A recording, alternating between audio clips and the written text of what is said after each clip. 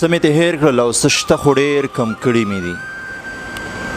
څه مې ته هېر کړل او څه شته خو ډېر کم کړي مې دي دا ستا غمونه مې اوس نه چیړي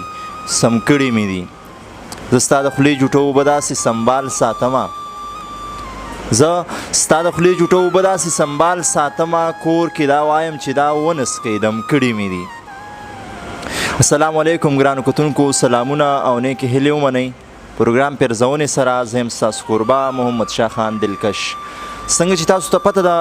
چې موږ پروګرام پیرزونې دپاره ګرځو شاعرانو پسې ادیبانو پسې هغوی سره مرکې ریکارډ کوو د هغوی په ژوند باندې خبرې کوو او د هغوی نه د خوند او رنګ شعرونه اورو په دغه لړ کې نن راغلي یو عیسخیلو کلي ته کوم کې چې ډېر ګران او زلمی شاعر ژوند کوي عبدالله احساس صاحب د دوی نه به شعرونه هم اورو یو څو خبرې به ورسره هم کوو ټولو نه مخکې عبدالله احساس ته پروګرام پیرزونې کې هرکلی او ستړي مه شویم السلام علیکم وعلیکم السلام څنګه حال دی جی دلکش صاحب ښه یې جی تاسو شکر الحمدلله عبدالله احساس صاحب د پیرزونې مینوالو سره پیژنګلو کوي عبدالله احساس څوک دی کوم دی سره تړون لري جی زما نوم عبدالله احساس داودزی دی او زه د 400 روډ ساحل توپچیان یو ورکوټی غوندې کلی دی دې سره تعلق لرم زموږ یو ادبي کورنۍ ده چې زما نیکه زما والد صاحب او زه خپله هم شاعري او ادب سره تعلق ساتم جی صحیح عبدالله احساس صاحب څومره وخت نه شعر لیکئ او تړون لرئ زما خو د ادب سره جی تعلق د اووم کلاس نه شروع شوی و او زه د ډېر وخت نه چې کوم دی غزل طرف ته زما ډېر دماغ ځي نو زه غزل شاعري چې کوم دی د اووم د کلاس نه ما غزل شاعري سټارټ کړې ده صحیح د شاعري په دې دنیا کې کوم سم له ډېر زیاته توجه ورکوئ نثر باندې مو کار کړی دی یا غزل یا نظم څه باندې ډېر لیکل کوئ یاره جی زما خو یو کته ده چې خلک غزل لټوي د تخیل رنګونه خلک غزل لټوي د تخیل رنګونه ما ورله رنګ د یار د شونډو د سرخی ورکو او څوک ورکوي بخو غزل له مختصر وختونه ما ورله رنګ د یار د شونډو د سرخی ورکو څوک به غزل له ورکوي څه مختصر وختونه ما خو قیمت کې سلطنت د زندګۍ ورکو نو ما جی غزل ته ډېر ټایم ورکړی دی اور نظم سره زما دومره هغه نشته ځکه چې زه د حمزه بابا پیروکار یم ځکه چې حمزه بابا چې څه ویلي دي تاسو ته هم پته ده نورو شاعرانو ورونو ته هم پته ده نو زه غزل له جي ډېر ټایم ورکوم صحیح خبرې به هم کوو تاسو نه به شعرونه هم اورو څه به راسره شریکوئ پروګرام په دې دوران کې جی ما یو دوه نظمونه لیکلي خو دا ډومبی نظم چې کوم دی جوبل احساس په نوم سره دی هغه داسې دی چې ای د ژوند او مرګ مالکه دا جړه زما ته نه اورې ای د ژوند او مرګ مالکه دا جړه زما ته نه اورې ستا د کور په ګوټ کې ناست یم سترګې نه مو په سر خاورې یا مې وغواړه اسمان ته یا خو تاج د سکندر را یا مې وغواړه اسمان ته یا خو تاج د سکندر را یا ملنګ مې د خپل در کړه یا رتبه د کلندر را او تا ادم جوړ کړو د خاورو او تابع دې کړو د نورو تا دشمن پر رڼا سپین کو او عاشق په تیارو تورو ستا منصور له عشق کې دار دی او کارون له خزانې دي ستا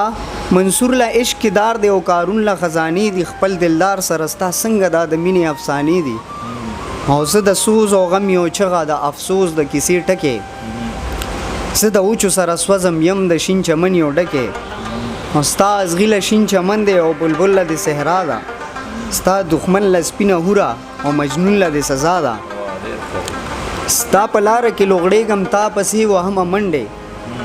یا مې ګل د خپل چمن کړه یا په کار مې کړه د کونډې د ژوند خوند باندې پوی نه شوم دا مې تیر کړلو ابس تا رنګ را کړو د کارغه او خپې دې را کړې د تاوس او زما ژوند څه دی ای ربا لنډه تنګه یو کیسه ده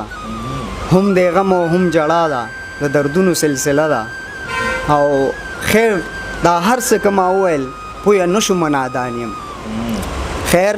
دا هر څه که ما وویل پویه نه شومه نادان یم خو دا څنګه په زړه تیر کم ربه زه انسان یم او حق دا د احساسه چې هر څه دي په خپل ځان کې حق دا د احساسه چې هر څه دي په خپل ځان کې خپل عمل دې ته صحیح کا هر څه تاله دي جهان کې واه واه واه احساس صاحب ډېر ښایسته لیکل کوي ډېر ښکلی نظم و خوندونه مو ترې واغسته امید لرم چې ملګرو به هم خوښ کړی احساس صاحب نور غزلې به راسره شریکوئ که نه بالکل جی بالکل غزلې خامخا ځکه چې غزل خو زما چې ورته وایي چې په وجود چې کم دی روح لري نو غزل ما سره داسې هغه دی د یو غزل دی چې د څانګو نه ګلونه رژېدل خو ما څه نه ویل د څانګو نه ګلونه رژېدل خو ما څه نه ویل او په درد مې ارمانونه دردېدل خو ما څه نه ویل او یو سړي که د زړه پورته شوه خو شونډې مې پرې چوپ کې یو سړي که د زړه پورته شوه خو شونډې مې پرې چوپ کې تراخه شان څه دننه خورېدل خو ما څه نه ویل او مجبور په چوپه خوله شوم چې د مینې تقاضا وه مجبور په چوپه خوله شوم چې د مینې تقاضا وه په کور دننه ډېر څه سوځېدل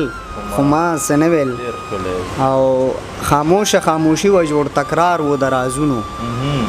خاموشي وه جوړ تکرار و د رازونو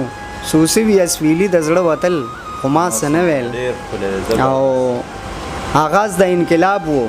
یا حالت د مصلحت و آغاز د انقلاب یا حالت د مصلحت و رنگونه په څو قسمه بدلیدل خو ما څه نه ویل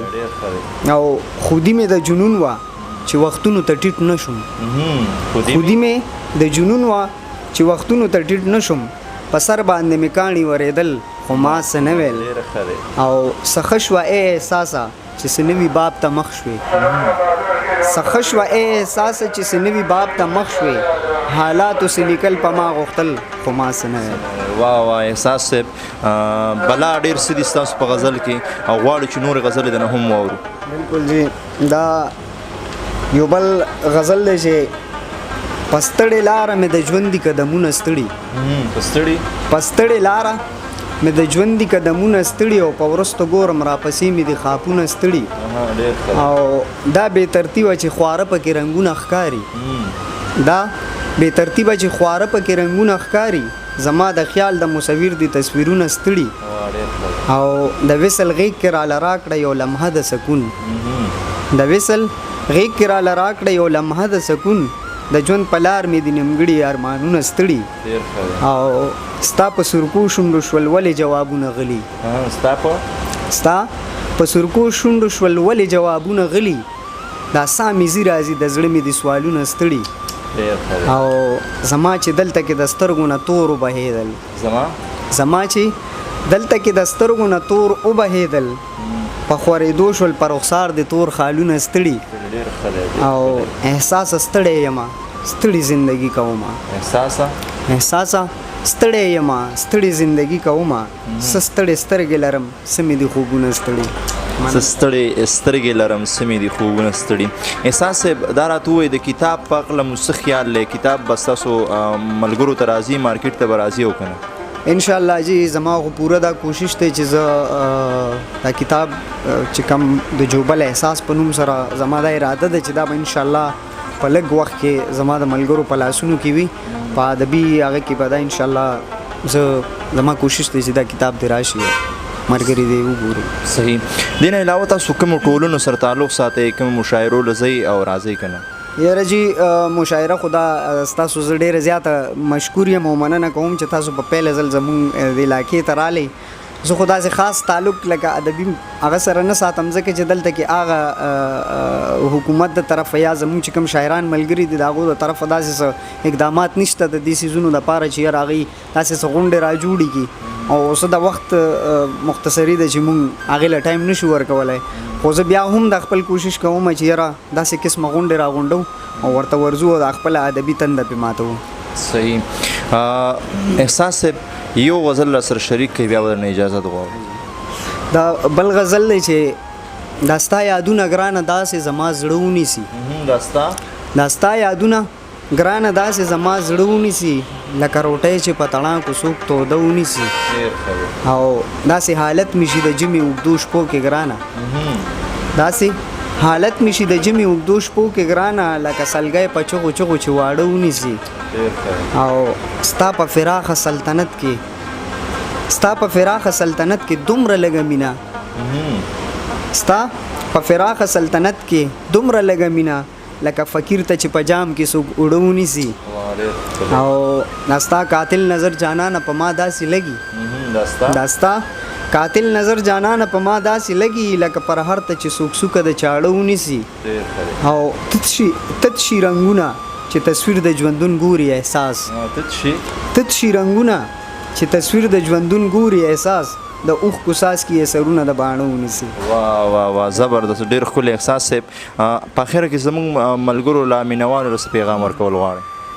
زه خو چې ټولو ادبي ملګرو او شاعرانو ته دا خواست کوم چې دا نن سبا کومه دا د کوڅو او د کسکرو شاعري چې کوم دا زه وایم د پښتو ادب سره تعلق نه لري. په پښتو ادب کې دا قسمه څیزونه نشته دی. څومره لږ لیکل کوئ خو ښه کوئ. داسې لیکلو کوي چې زموږ د پښتو کلتور کلچر زموږ چې څه روایت یا هغه راژوندي کوي. نو زما دا میسیج دی نور خوشحاله اوسئ، آباد اوسئ، د پښتو دپاره خدمت وکړئ. بس دا زما میسیج دی. بس نور